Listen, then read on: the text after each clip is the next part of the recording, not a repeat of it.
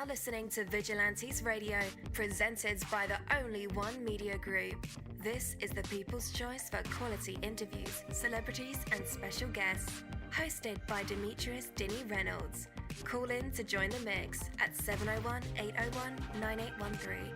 For the complete archive of episodes, visit onlyonemediagroup.com and be sure to like us on Facebook at Vigilantes Radio. We welcome all. Enjoy the show. Ladies and gentlemen, please welcome your host, Demetrius Houdini Black Reynolds. Enjoy the show. Good morning, and what is up, guys? Welcome to another incredible episode of Vigilantes Radio Live, right here on iHeartRadio. My name is Deanie, and you're listening to Vigilantes Radio Live. We have a very special guest for you guys, and I do have to say that this particular episode is pre-recorded, and I can't wait to share it with you guys, and for you guys who subscribe to the show, you'll be the first to know, and I always appreciate that. Before I bring my guest on, I do want to say that this is the frequency of the fearless. Sometimes the spaces we step into for comfort and community can become the very places that test our spirit. But it's in those tests where we find our voice, our boundaries, our courage to rise. And today's guest has proved that even betrayal can be transformed into empowerment. You're not just here for a talk show, and this isn't just radio. This is revival for your mind, body, and spirit. This is Vigilantes Radio Live. My name is Coach Deanie, and change is possible. Are you ready? Are you ready? Are you ready?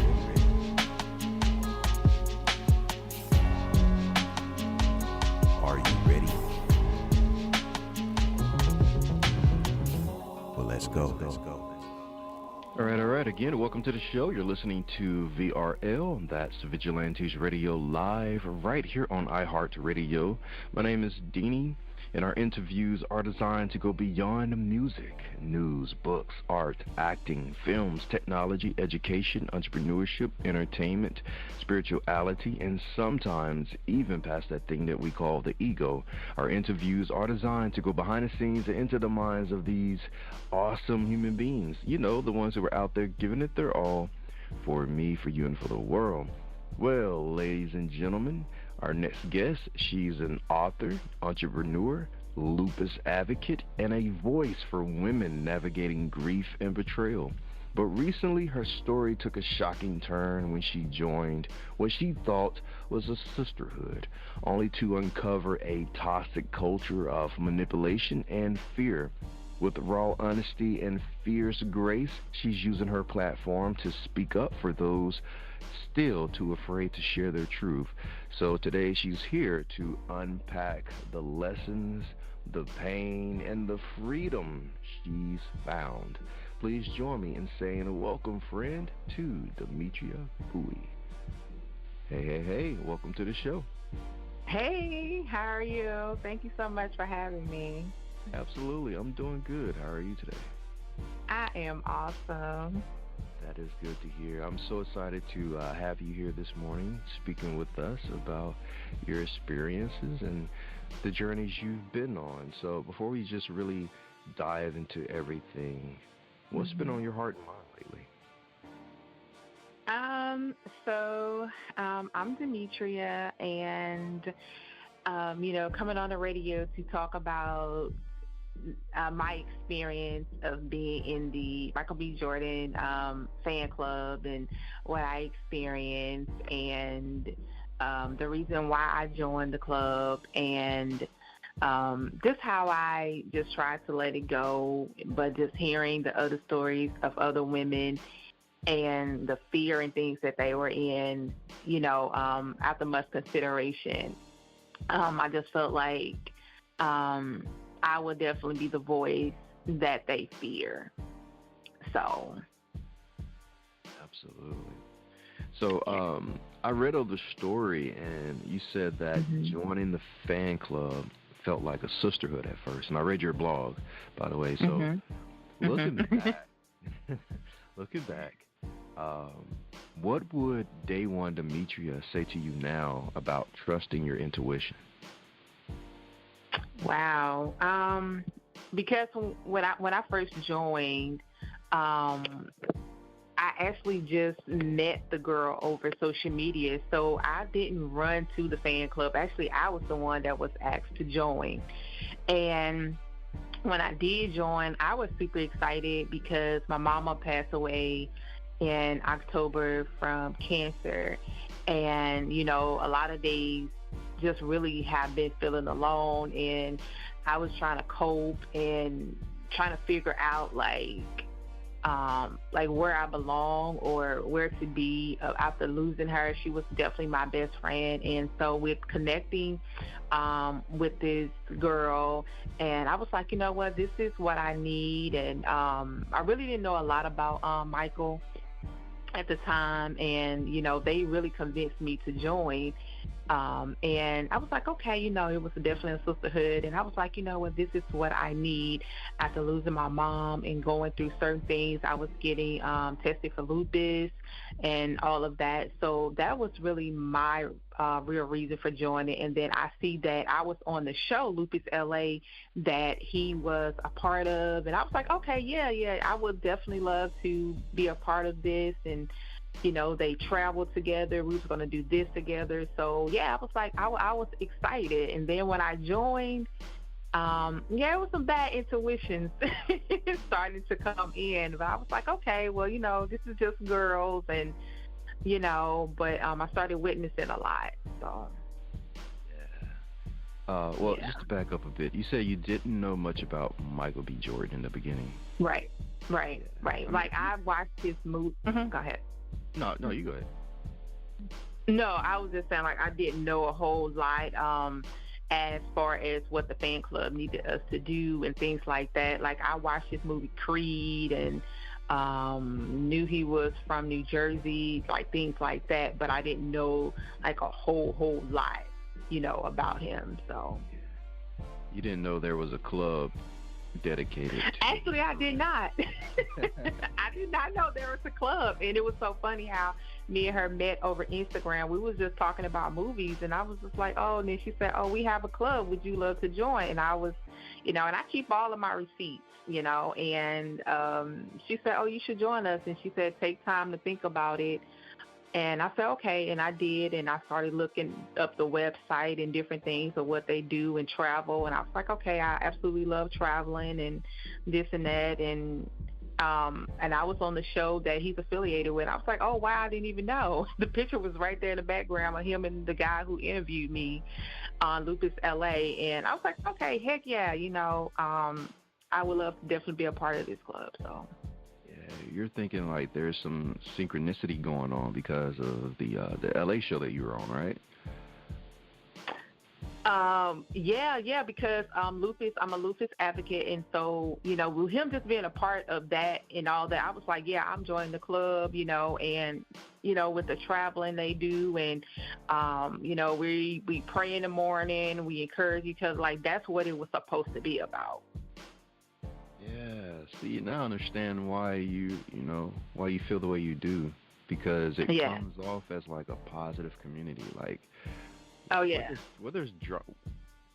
how does drama happen in a club that prays every morning? Oh my God, it's happening. There's a lot that I won't get deep into, but there's a lot. I could definitely tell you a lot of stories, but I would definitely just share mine. And, you know, when I left the club in April, I definitely had to reach out to one of the girls and apologize to her, because not said that I just sat back and watched it happen, but I just felt like I didn't say anything at the time. And I just watched how she was treated. And she would call me every day just crying about how she was treated and what they said and what they did and things like that. And when I left, I definitely reached out to her and I apologized to her and I felt like when we in certain situations and we watching things, and I'm like, man, I could be just as worse because I sat back and I watched it and didn't say anything. You know. Yeah. That's huge. Yeah. So yeah. early on, and I believe this about myself. You know, I wear rose-colored glasses sometimes, so all the flags. But early on, were there red flags that you brushed off? Yes, most definitely. One of the girls that was in the club, she would definitely call me and she would say, "You're the first person to ask these questions," because I was just trying to figure out like why people was coming in and out. And I would call and I was like, well, I was looking forward to meeting this girl who I seen in a picture, and because she was doing XYZ, and like I wasn't seeing none of the girls that was in there. It was different girls, and so I would definitely question like, why are the people coming in and out, leaving in and out? And you know, she would definitely say, you know, it just happens. You know, people come, people go, and it was just always to me, I felt like it was a lot of. It could come off as threats of like, if you don't do such and such, like you would get kicked out the fan club if your dude's not on time, or if this is not on time, or if you can't buy this at that very moment, or if you can't do this. And it was just like, people would get kicked out the club like really, really fast. And yeah, it was a lot of red flags. It was a lot of red flags. So it's like they had a revolving door. Most companies that have like a high turnover rate with employees is usually the company, right? Yeah. But you know, you'll get someone like me come in and say, "Hey, you know what? I'm gonna change things. I'm gonna change the culture. I'm just here to collect my paycheck." And you're finding out real quick why it's a revolving door. But how do you think grief over your mother played into wanting a connection? Man, I think for me, I would definitely call and be like, oh, maybe I was desperate, or not so much desperate, but wanting something to fulfill some voids or something at that time. And because I never really been in no club or anything. Like, we had book clubs, but you know, I never been in a club, you know, where there were so many women. And goes back to the red flags. I kind of wonder, like, okay, this 16 single black women, you know, and this man is single, and you know, and oh my God, he's so fine, you know, and the women, and I see that they crazy about the man. And so when we was getting ready to go on this Sinners tour, I just felt that I didn't really know, but I felt that it was going to be a lot of stuff that's going to happen on this Sinners tour to New York, and it was a lot. It was a lot. Was it energy from the movie itself? No, it was. I've heard there's some voodoo going on in that movie. It definitely wasn't the energy. For me, it was these girls that, you know, a lot of women live in fantasies. Yeah. And I will put it like that. A lot of women live in fantasies. And again, you have 16 black single women, and you have this one single successful man. And I never looked at him like that or anything but you have these women that's full of emotions, different personalities, and you know, it was a lot. It was a lot that happened, especially at the View. And so I will talk about what happened at the View, because I was definitely involved in that. So okay, so yeah, take us to New York. Take us on that trip. Yeah. So I imagine you were excited to go. But yeah, I was. How did everything unfold? It was definitely my first time going to New York, and so New York is a whole different world, okay? And so these ladies, I'm country, so I'm coming from the country. I'm coming from Louisiana, and so New York is totally different. And so we are definitely to post in our group that we had of, where we at, because he, his club travel in packs, and that's definitely what it is, packs, and in wolves. That's what I would definitely call them. And get to New York. She kind of made it unpleasant before I even got to New York. It was unpleasant before we even got there, and there was some things going on with the room, which I totally understand. Things happen. Definitely skip over a lot. Headed to the View. So we are at the View. A lot of people just not talking or anything like that. And so anyway, we ended up getting VIP treatment because we're the Michael B. Jordan Club. He's there. He's there to talk about his movie, things like that. And so I will skip to the part where he's sitting up there on the front of the View, and we are told that we can come take a picture with him. And so I'm coming from the left, and I'm like just tiptoeing up there like, okay, yeah. And so I'm almost beside him on his left. And she gets behind me, and she started just screaming, calm down. And I look back at her. I'm like, what's wrong? And so she moves in front of me, and she's upset. And I'm like, I'm not doing anything. Like, what's happening? And so she was really mad because I was almost beside him on his left, and she wanted to be there, which was fine. I had no problem with wherever, but sometimes I do try to, but I was already up there, and she wanted that spot. You could have it. It was fine. And so another girl gets behind him. So, I'm really getting tired of her at this moment because she done a lot of things to me, and, the disrespect, the talk and everything that she has done. And so another girl gets behind Michael, and she puts her hands on his shoulder. This girl literally taking this girl's hands off of Michael's shoulders, and he's telling her, it's okay. He's like, okay, she can put her hands on my shoulder. And the other girl, in the fan club, she's asking Michael, is it okay? He's like, yeah, it feels good. It's okay. And so he's having to tell the other one, she's so like, like she just she fully knows him. I don't know their relationship. She just says everybody's jealous of her and Michael B. Jordan relationship. Whatever that means, I'm like, okay. And, so we get off of the stage, and we go back and sit down. So she's coming at me again, and now I'm sick of it. So now she's like, "Oh yeah, I heard that you got mad." This is at the View.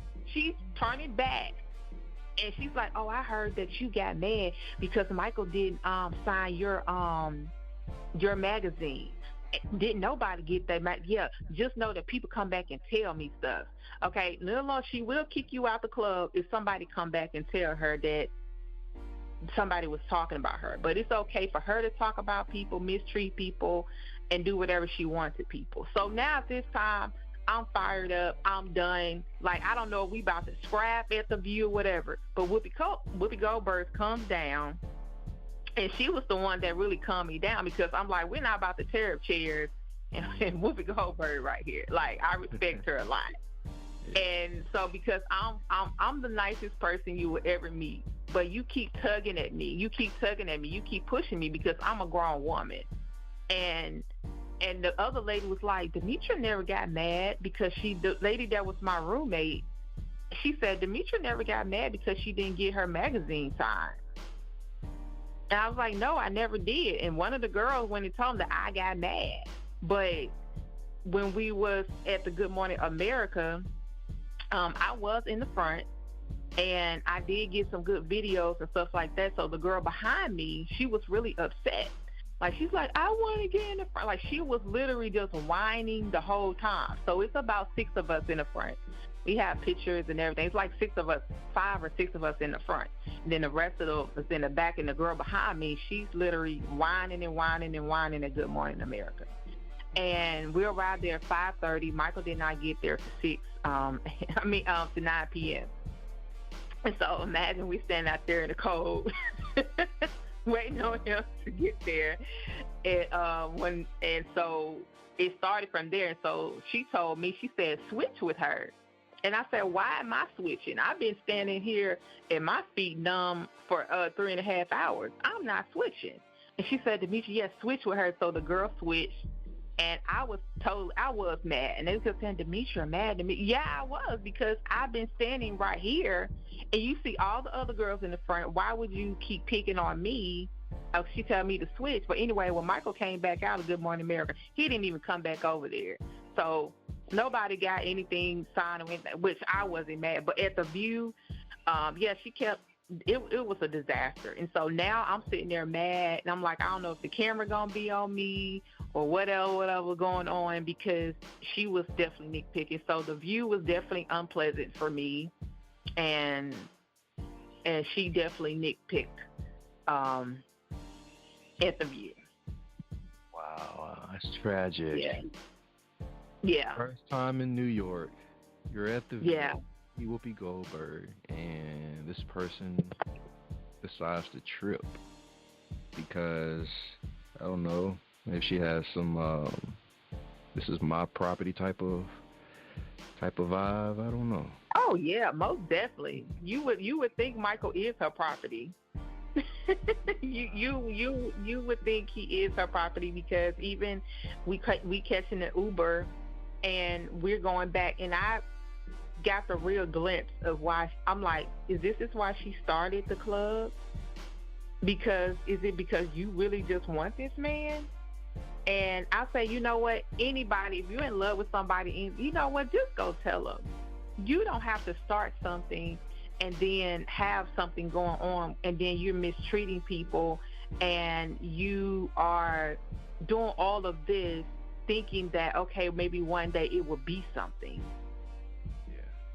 You know, because even in the Uber, when we was leaving the first Center's premiere, we didn't go, like 4 of us didn't go. We went back to the room, and then we was like, we will catch it the next night, because it'll be with his family and everything. That was a disaster for me too. She nitpicked at me at the Center's when I was trying to watch the Center's movie, and his mom, dad, Michael mom, dad, sister, and everything was like in the front of us on the right side, and she was like maybe 4 or 5 rows down from me, and she was like sending messages down.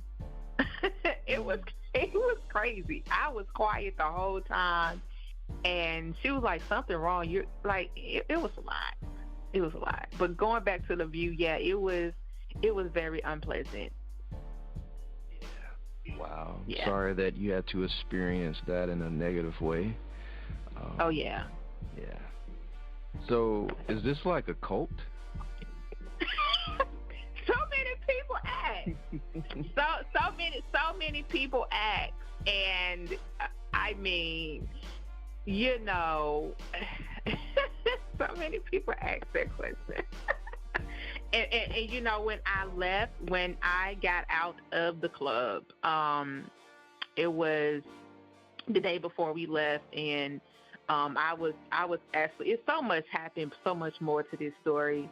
And when I left, it was like 1 a.m. in the morning. They kept calling me after we left the Center's premiere in New Jersey.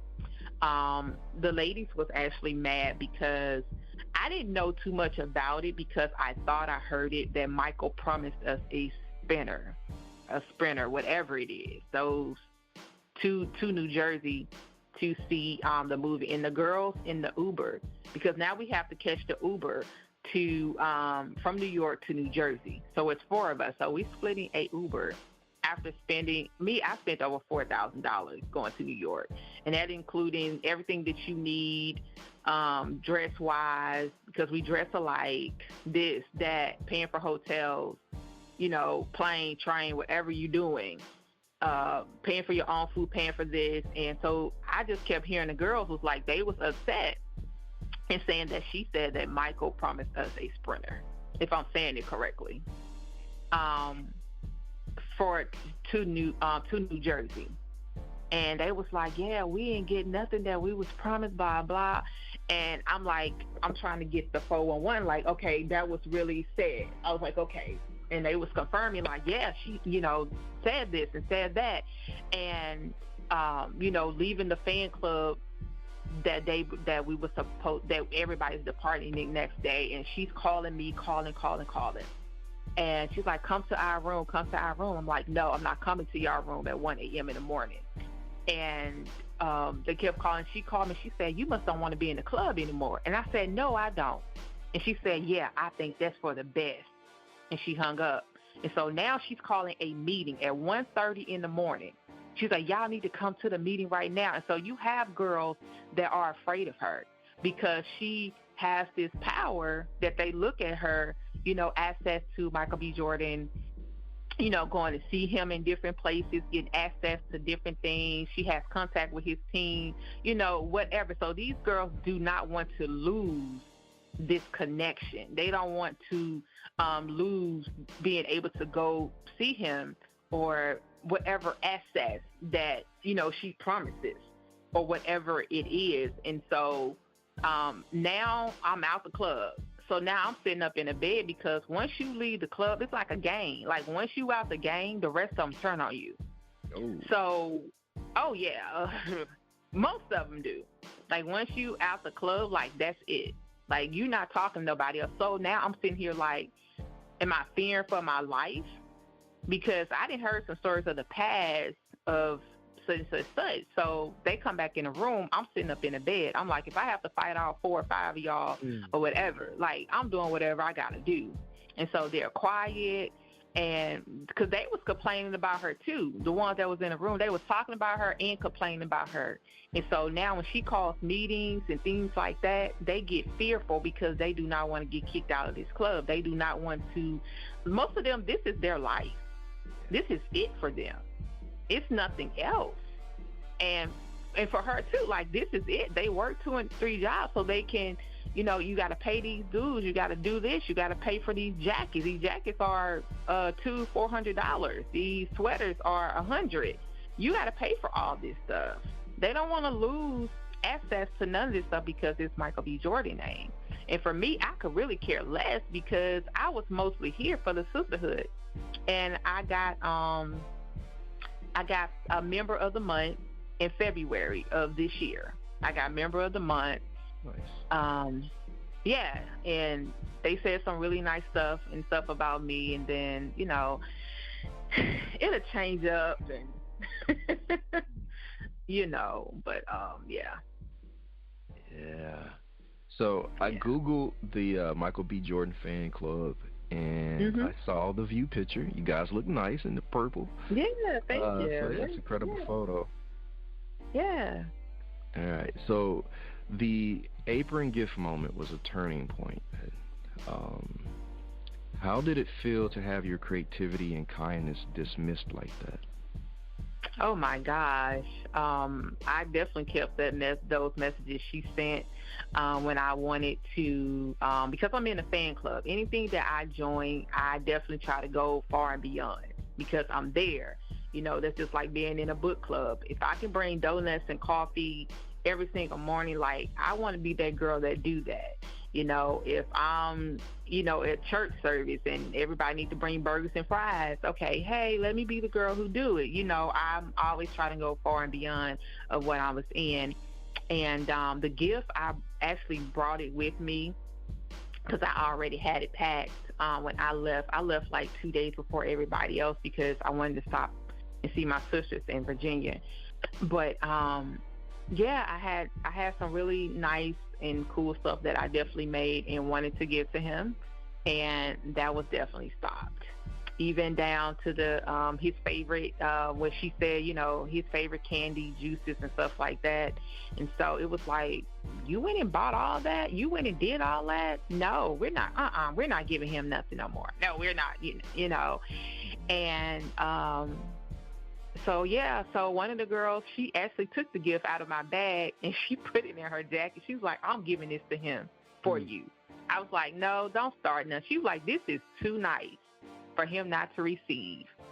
And so the other girl's like, I'm going to give it to him that was in the room. And I was like, I don't want, because me and her already been going tat for tat or whatever, or she's always on 1,000. So we just stay out of her way. I was like, don't give it to him. She was like, girl, I'm giving this to him. She was like, well, give it to me. I'm going to take it home. And so yeah, I felt that I came to New York. I was like, I paid dues. I'm invested in this. I'm here. I'm with the, promoting all day, every day. I've given my life, because when you join, like, you're giving your life over. Mm-hmm. Like, if you're not promoting, you're getting kicked out the club. If you're not doing this, you're gone. You'll see it, and I gave a lot. I really, really did. And I left in April, and when I left, nobody checked on me. When I was out the club, like I said, when you're out, you was out. So everybody was leaving at like 6, 7, 8 o'clock in the morning, and I didn't leave until 11. So here I am out in New York by myself. No, everybody's unfriending me, even the ones that I got along with. Wow. So people unfriending, nobody's checking on me no more. And I'm like, sisterhood, you told me every single day, I love you, Demetria. I love you. I'm here for you. Your child is my nephew. Like, all those things that were said. So now I'm left, and I'm like, okay, I'm trying to do the Uber. I'm trying to do this. I was committed. I invested not just money, but time. And nobody checked on me until she heard that I was going to go public with this. Now it's the calling. And I think you're dope. Like, no, you do? No, you don't. What happened? You know what happened. She would definitely play victim. So she's definitely a victim player.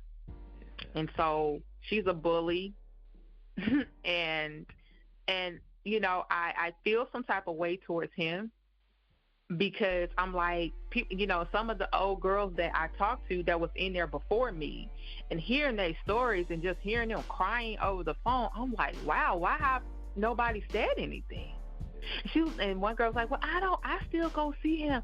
And she was like, I don't want to say anything because I don't want, I don't want to get dismissed of seeing, going to be able to get access to him or anything. And one girl was like, they're just in fear. And so I said, I will be the voice for you ladies. Wow. I am the voice for you ladies. So, the financial side of things, you came in the door questioning, what is this for? What is that for? Oh, I did, yeah. And one of the girls, she was shocked. She was like, ain't nobody never questioned. They just come in because they're excited, to be in the Michael B. Jordan fan club. She was like, you're the first person. And she'd been in there for 6 years. And she got kicked out it was like a week before the Sinners traveled. She got kicked out, so she didn't go or anything like that. She said that she has never gone anywhere with them, but she's been faithful, and I can see why, because when I arrived there with them, I asked them. I said, "Did y'all call that girl a gremlin?" Hey. And they all started laughing, because this girl is in therapy. She lost her mom. She went through a lot, and she wanted these girls to accept her. And when she got kicked out the club, and that's the one I had to go back and apologize to, I felt that I should apologize to her, and I did. And she went through a lot. And she was in there for 6 years, so she know a whole lot to me. She was like, girl, ain't nobody never questioned. Girl, you asking too many questions. You do it. They don't like that. And I was like, well, okay. Yeah. They don't like too many questions. No. No. You mentioned that one of the girls was in therapy, and I believe I read on your blog that you even had to call your therapist one night before you set the whole thing on fire. Well, you didn't say that part, but what role did therapy play in helping you process what you were experiencing at the time? Wow. That night when they left out for the meeting, yeah, I definitely called my therapist, and she didn't really answer, but I was texting her. And I was just telling her, like, what's going on. And I'm just like, I don't know what to do. Only thing I feel like I need to get out of New York. Like, I say, I don't know what's going to happen because I know, like, these ladies in the past, and, you know, they fight for her. You know, even people that's not in the club, I've heard that they was about to scrabble some years ago, or this happened every year, so be ready for this. And so again, when you leave, it's like a game. Like when you leave, like you had like that's it. Like, but if you in, we got you. But if you out, that's it. And the sis I love you, did that warp your perception of sisterhood or community? No, or it did. words, Like I never want to hear it again. I don't want anything that's dealing with sisterhood ever again in my life. I'm 40. I just turned 40. And and I don't never want to hear it again. I don't ever want to be a part of anything that says sisterhood. Politely, I tell people now, do not call me sis. And I think that would definitely stick to me for the rest of my life. I did file for a lawsuit, but I dropped it. The man did say I have a case after I sent him everything that I sent him, because I filed for the lawsuit in my area, but I had to file it actually for New York. He said because most of everything took place in New York.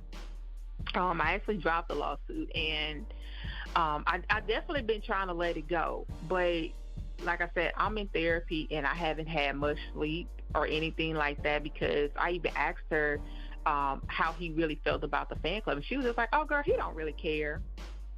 He don't really care. And I was like, But then again, it would turn around and be like, oh, well, he do care about his members, or like, I don't know. You know what I'm saying? I don't think I know is that she feels like people use her to get close to Michael. And she cried and she complained the whole time we was there. She got mad at us because nobody got a picture of Michael hugging her at the Good Morning America, because when he got off the thing he was on, whatever, the sprinter, he came over there and he hugs her first. And because, you know, she's the, you know, whatever, the fan club, he knows her. And when it was all over, said and done, she was angry. She said, this happens every year. Nobody never gets a picture of him hugging me. She was upset. And then he didn't come back over there, because when he came out, he got on, he waved at us and he got on and he was gone. And I think that took a toll on her.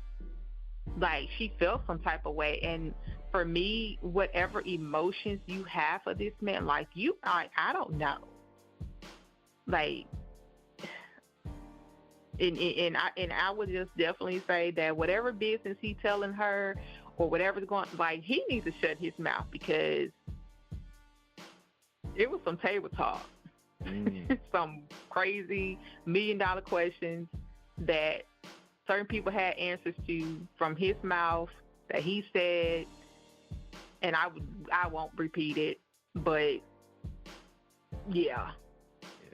Wow. I'm in shock of a lot. So is he involved in mess too? Or does he talk too much? I don't know. I really don't know. It was just things, you know. I'm not about telling folks business or anything like that. I mean, especially when you are at a certain level in your life, like some certain things you just can't tell folks. Like, you know. Yeah. But yeah. You're right about that. So I know that most of the women are unfriending you or have unfriended you, but do you feel like any of them are finding their courage to say something? Most of the time, if they're in there, I think you cut out. Or it's an offer until you like get tired and like, you know what, I'm going. again, like this is most of them girls' life. Like that's their life. So, and I talked to some old members. One of the girls, she connected me because one of the girls that was ex-member, she was actually there at the View.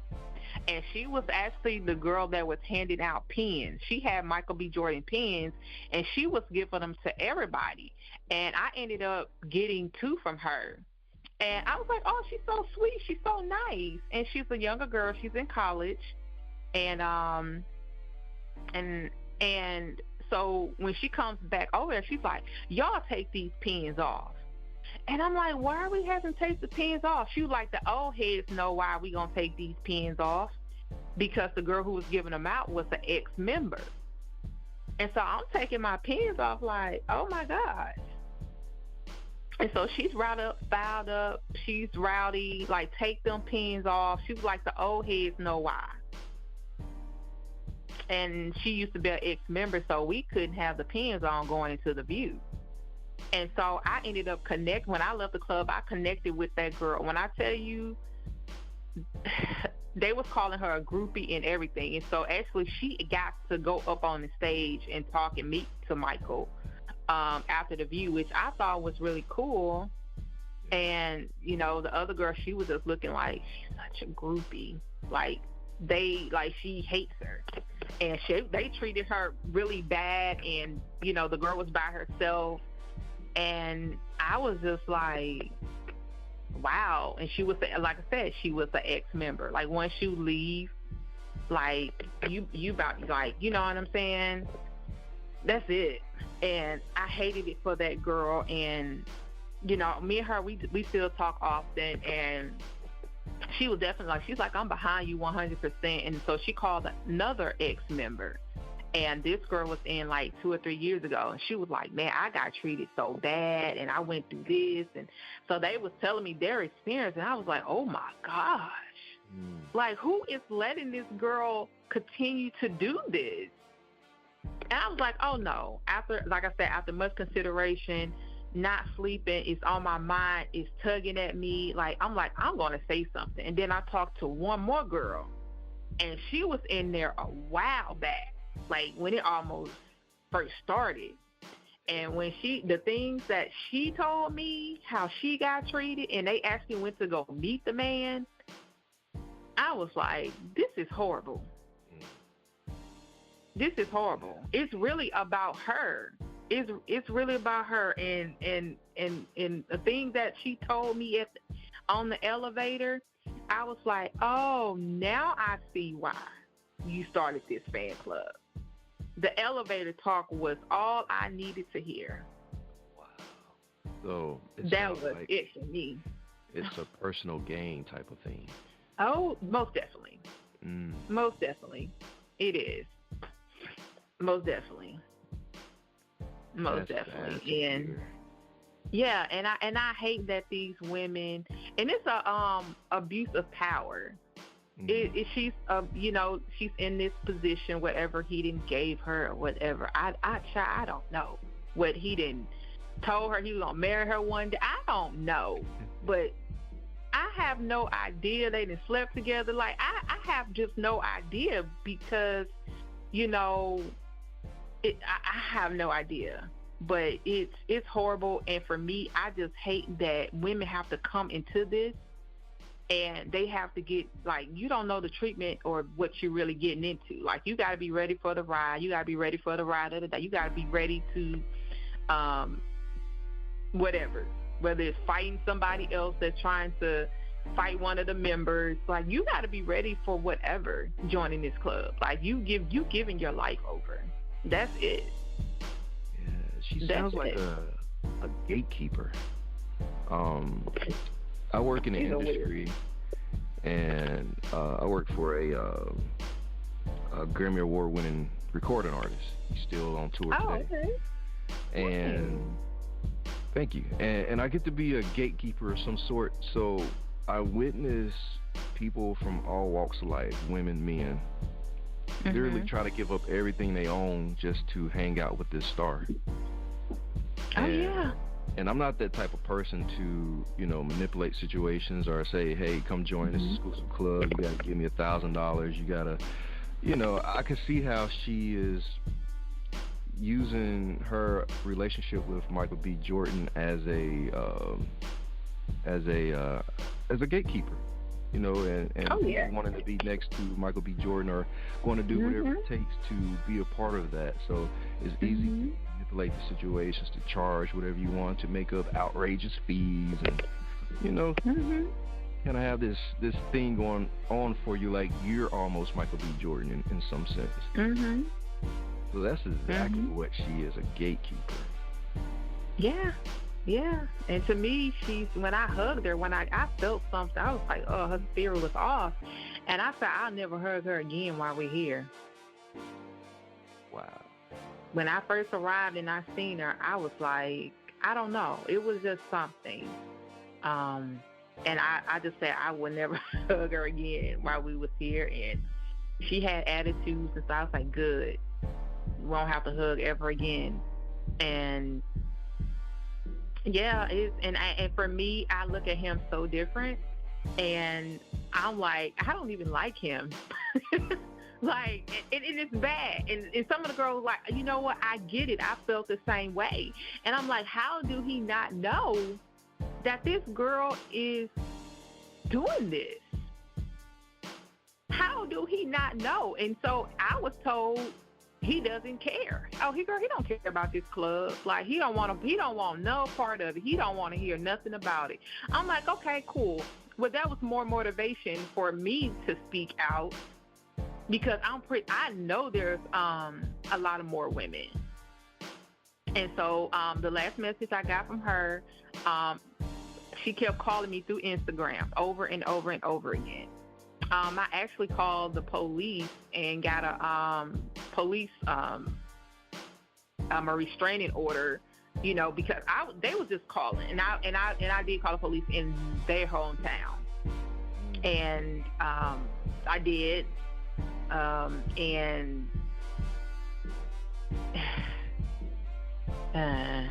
it was a lot. And so what was told to me was they were sending my contract over to him. I was like, oh, but he doesn't, want a part of it. Send whatever you want. She was like, yeah, I tried to talk to you and this and that. And again, I got at least 60 receipts from just everything that was said and done. And they was like, well, we're sending this over to him and his team. And I said, well, that's fine. And she told me, she said, just leave. You're not in the club, so just leave like all the rest of the girls have left. Wow. Yeah, so it's like you leave quietly, just like the rest of them. You out the club, leave it alone. Yeah, that's what I was told. It was like, you out the club, just leave. Like, just let that be that. That's intimidation. So. Oh yeah. In closing, I was just in a situation just this year. It's very fresh, still going through it. But yeah, there was a situation where I had all the intuition, all the rights to trust myself, and I ignored it. And in the end, I'm talking to myself like, see, why didn't you trust me? Why didn't you trust yourself? Always trust yourself. Could have saved you a lot of heartache. So looking back in retrospect, how do you feel about trusting yourself now? Wow, man, that intuition is powerful. Let me just say that. And I had so many intuitions to not even really join, to be honest.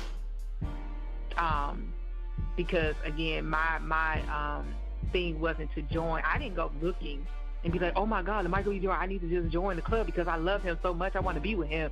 Oh my God, I got a crush on this man. Oh my God, he is so fine. Whatever their reason was, and I gave my reason of why I joined, and they know my reason. And that intuition is so powerful. And even with the girl that didn't go to New York, like she never been anywhere with them.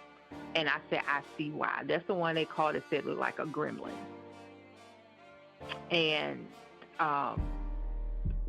she been there for 6 years and never went absolutely nowhere with them. And I said, I see why. And when I came back, I was like, girl, like, we didn't talk for a minute. Like, we just started back talking. Because when she left, I actually did unfollow her. Because, again, that's what you got to do. But me and her had a really close relationship. We did.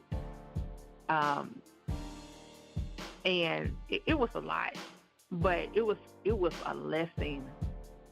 And I will follow my gut feeling, my intuition from now on, even dealing with any relationship. It was a big lesson for me. It really was.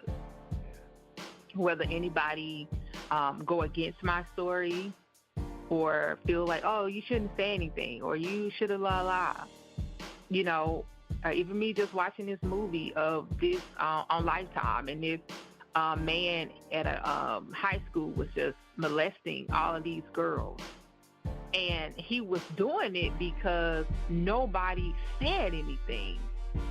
Until it took one girl to speak out about him molesting her. You see what I'm saying? But, you know, yeah, it was a big lesson to me. It was definitely follow your intuition, follow your gut feeling. When something doesn't feel right, no matter how much you want to be a part of something or fulfill a void that you was missing, and I was definitely missing a void, and that was my mother, you know, maybe something within myself, you know. So yeah. All right. Demetria, you are someone special. I looked into who you are. You're an author of several books. You hold seminars, conferences, and just doing some incredible things. And you're from the South, Louisiana. I'm from Mississippi, so we're practically awesome. Awesome. Practically cousins, like Smoke and Stack. Yeah. But where can our listeners connect with you online or check out some of your work and just stay up to date with whatever you have going on? Yes. So I'm on Instagram at Demetria For Real, FOR.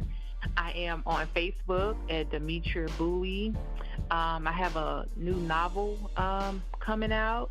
I'm back to writing, and and so I'll be having my food truck soon. So I didn't start baking and cooking. Yeah, it has been very therapeutic for me, you know, through everything that I've been going through. So, you know, trying new recipes and just really cooking, and getting this food truck is my number one desire, and releasing this novel, soon. So, so that's what's next for me. So. Sounds good. You get that food truck up and going. Let me know. Get you on bourbon. Listen, I'm gonna be everywhere. Might even go back to New York for a little. You have to, because you know New York is a special place. It's different. Yeah, man. We have a lot of hospitality here in the South, and up there, it's I like, love get out of my way. You know.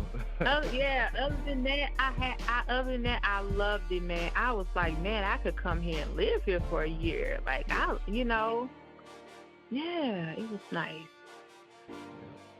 All right, guys, I will have the links to Demetria in the description of this episode and in the show notes, so you can connect. You can check out novels or books and just connect to all things Demetria. Her journey reminds us that not every family we walk into deserves to stay a part of our story. From toxic dynamics to reclaiming her voice, her bravery is helping others see that they're not alone, and that you don't have to stay silent.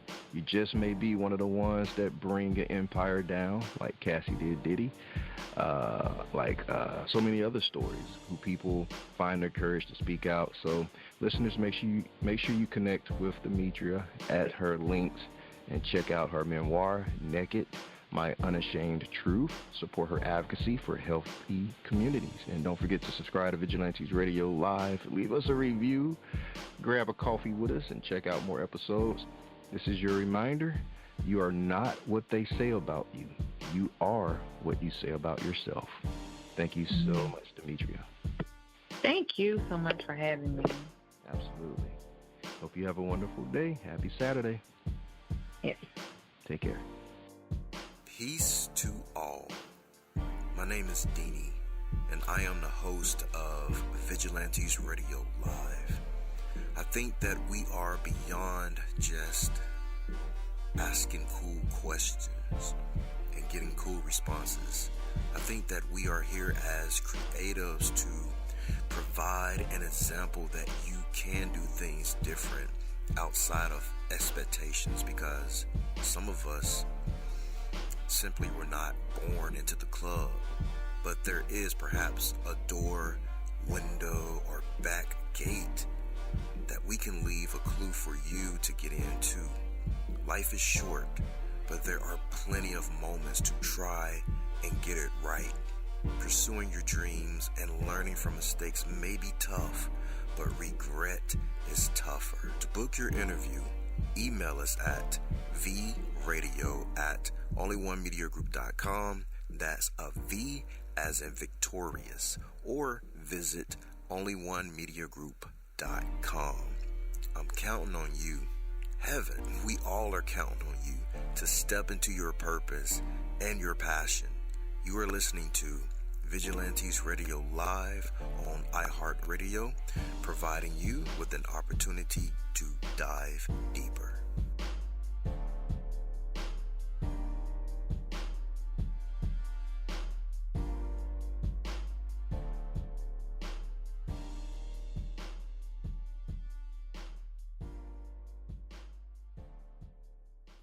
You are now listening to Vigilantes Radio, the people's choice for quality interviews, art, music, and hot topics.